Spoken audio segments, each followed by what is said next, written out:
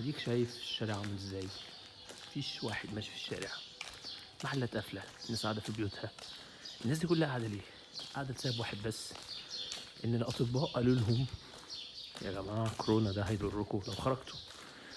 فكلهم صدقوا كلام الاطباء وقعدوا في البيت وقفلوا عليهم، واللي عنده محل قفله واللي عنده تجاره قفلها. سمعوا كلام ان الداخليه هتعمل غرامات للناس اللي هتنزل، صدقوا كلام التلفزيون وفعلا هيتوقع عليهم غرامات. صدقوا كل حاجة، فكانت النتيجة زي ما انتم شايفين كده. طب ربنا سبحانه وتعالى لما يقول لك وكلهم آتيه يوم القيامة فردا، ليه ما تصدقش ربنا؟ يعني انت صدقت الدكاترة، صدقت الإعلام، صدقت الحكومة، صدقت الوزارات، صدقت المسؤولين، صدقت كل الناس إلا ربنا سبحانه وتعالى.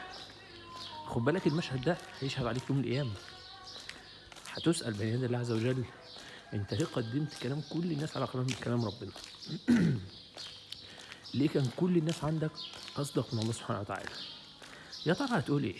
فكر كده في اجابه السؤال ده لما يسالك انت ليه صدقت كل الناس وما صدقتش ربنا.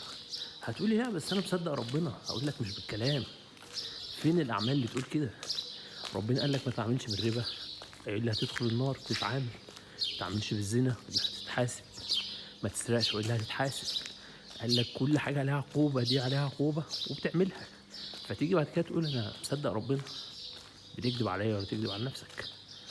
خد قرار النهاردة قبل ما كورونا يجي يشهد عليك يوم القيامة.